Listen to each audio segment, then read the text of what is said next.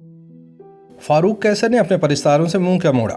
हर किसी के जहन में अपने बचपन का वक्त घूम गया जब पढ़ाई और खेल कूद से फारिग होने के बाद घर वालों के साथ मजे लेकर उनके टीवी शो से लुत्फानंदोज हुआ जाता था। सन 1970 से 1990 की दिहाइयों में बड़े होने वाले पाकिस्तानी यकीनन अंकल सरगम से जरूर वाकिफ होंगे। जब केबल टीवी और कार्टून नेटवर्क का दौर नहीं था तब अंकल सरगम ही थे जिन्हें टीवी पर देखने के लिए बच्चे बेताब रहते थे। इस पुतली तमाशे के खालिक और इसमें अंकल सरगम को आवाज़ देने वाले फारूक कैसर बिलाखिर अपने मद्दाहों को छोड़ गए। फारूक कैसर का कलियां नामी शो वैसे तो बच्चों के लिए था, लेकिन इसमें मौजूद हल्का फुल्का तंजो मिजाह बड़ों की भी तवज्जो हासिल किए रखता था। फारूक कैसर कहते थे कि जो वो नहीं बोल सकते वो अंकल सरगम कह देते हैं। जब ही वो मुआशरे और हुक्मरानों के रवैयों को इंतहाई खूबसूरत पैराज में अंकल सरगम की जुबानी बयान कर देते। सिर्फ यही पुतली किरदार नहीं बल्कि मिस्टर हैगा, शर्मीली, मासी मुसीबतें, रौला और गोरा साहब भी इन दुखती समाजी नाइंसाफियों को शगुफ्ता अंदाज में पेश करते तो हर चेहरा खिल उठता। फारूक कैसर के लिखे हुए शोखी और तंज से भरे जुमलों को कैसे फरामोश किया जा सकता है जो कि मानी खेस होते थे। वो उन बुराइयों और मुश्किलात की निशानदही करते जिनसे हर इंसान का रोज किसी न किसी तरह वास्ता पड़ता रहता। ये बात भी दिलचस्पी से खाली नहीं कि फारूक कैसर जवानी की दहलीज पर कदम रखने के बाद कोई फैसला नहीं कर पाए कि वो आखिर क्या बनना चाहते हैं। उनकी ख्वाहिश तो पायलट बनने की थी, लेकिन दराजकत की वजह से ये सपना भी पूरा ना हुआ क्योंकि उन्हें बताया गया कि उनके कदो कामत के जहाज कहाँ से लाए जाएंगे। ड्राइंग में तो बचपन से ही मशाक थे, इसीलिए 70 की दिहाई में कज़न ने उनके इस टैलेंट को देखते हुए मशवरा दिया कि लाहौर के नेशनल स्कूल ऑफ आर्ट्स में दाखिला लें, जो उस जमाने में music school of industrial arts कहलाता था। बेहतरीन कारकर्दगी ऐसी दिखाई कि पहले ही साल स्कॉलरशिप मिल गए। फारूक कैसर की आदत थी कि क्लास में फारिग औकात में हम जमातों और असातिज़ा के बारे में कोई ना कोई नज़्म ब्लैक बोर्ड पर लिख देते, जिस पर साथियों की जानिब से पजीराई भी मिलती। जब प्रिंसिपल को किसी ने इस जसारत की चुगली की तो उन्होंने सजनिश करने के बजाय इनकी हौसला अफजाई की, बल्कि ताकीद की कि यह सिलसिला मुनक़ते नहीं होना चाहिए। फारूक कैसर का कहना था कि इस हौसला अफजाई ने उन्हें नई हिम्मत और जोश दिया, लेकिन चूंकि ड्राइंग करना इनका शौक था इस सिलसिले को इन्होंने नहीं छोड़ा। इस दौरान दसगाह की तालिबात की तस्वीर बनाकर वो खासे मशहूर हो चुके थे। फारूक कैसर की ज़िंदगी में उस वक्त ड्रामाई मोड़ आया जब पाकिस्तान में टेलीविज़न का आगाज़ हुआ। शुएब हाशमी अक्कड़ बक्कड़ करते थे जिन्हें इस शो के लिए सेसमी स्ट्रीट की बिग बर्ड की तरह एक बत्तख की कठपुतली पेश करना थी। फारूक कैसर तक रसाई की और उन्हें बिग बर्ड की तरह की बत्तख बनाने का टास्क मिला। 3-4 दिन के अंदर ही फारूक कैसर ने बत्तख की यह कठपुतली बना दी जिसे परफॉर्म खुद उन्हें ही करना था, जबकि आवाज़ शुएब हाशमी की इस्तेमाल होनी थी। हुआ कुछ यूं कि फारूक कैसर आधे घंटे तक बत्तख की इस कदावर कठपुतली को जुमलों के एतबार से हरकत देते हुए इस कदर थकन का शिकार हुए कि वह होश ही हो गए। मसला ये हुआ कि उन्होंने कठपुतली तो बना दी थी, लेकिन उसमें अपने लिए सांस लेने के लिए कोई जगह ही नहीं छोड़ी थी। तब उन्होंने फैसला किया कि वो कठपुतली साजी में महारत हासिल करेंगे, इसीलिए रोमानिया का रुख किया, जहां उन्होंने इस फन में ग्राफिक्स आर्ट्स में बाकायदा डिग्री हासिल की।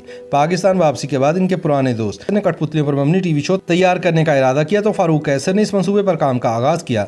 अंकल सरगम का किरदार यहीं से तख्लीक हुआ। फारूक कैसर के मुताबिक इस किरदार के खदोखार इनके रोमानिया में मौजूद एक उस्ताद से मुशाबहत रखते थे। इब्तदा में इस किरदार का नाम प्रोफेसर सरगम था, जो नन्हे मुन्ने बच्चों को खेल ही खेल में जहां अच्छी बातें बताता वहीं चुलबुले गीत गाकर अपने फ़न का इजहार करता। लेकिन मसला ये दरपेश हुआ कि पीटीवी को इस नाम पर एतराज़ था, इसीलिए प्रोफेसर हटाकर अंकल कर दिया गया।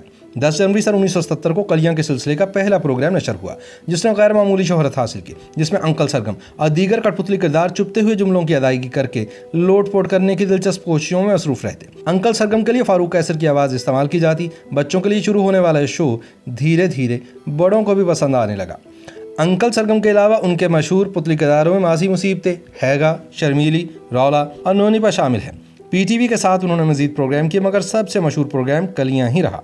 तमाम किरदारों की डिज़ाइनिंग उन्होंने खुद ही की थी और अंकल सरगम का वॉइस ओवर भी वो खुद करते थे।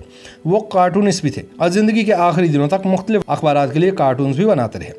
फारूक कैसर सिर्फ आर्टिस्ट ही नहीं थे बल्कि नगमा निगार, अदीब और कॉलम निगार भी थे। होर पिचो, कालम गलोच, मीठे करेले और मेरे प्यारे अल्लाह मियां उनकी नुमाया तसनीफ़ है। फारूक कैसर का दावा था कि उन्होंने टीवी के लिए सबसे ज़्यादा 3000 गीत लिखे।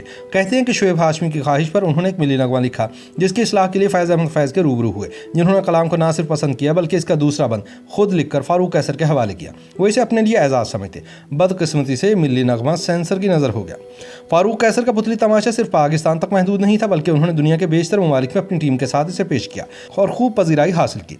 दिलचस्प बात तो यह है कि पाकिस्तान में एक मजहबी जमात के लाखों के इज्तिमा में भी वो अपनी कठपुतलियों की फनकारी का इजहार कर चुके हैं। फारूक कैसर ने भारत में भी 2 साल तक कठपुतली फनकारी के अलावा स्क्रिप्ट का हुनर पढ़ाया है। मुख्तलिफ पाकिस्तानी सरबराहान मुमलिकत के सामने परफॉर्म करने का भी उन्हें एजाज़ मिला। ज़ियाउल हक के सख्त आमनीत वाले दौर में वो कई बार तनकीद से भरे जुमलों का इजहार अंकल सरगम और दीगर किरदारों के जरिए अदा करवा देते। PTV इस्लामाबाद सेंटर का इफ्तिताह हुआ तो सदर ज़ियाउल हक मेहमान खुसूसी थे, जबकि फारूक कैसर को अंकल सरगम की टीम के साथ परफॉर्म करने की दावत दी गई।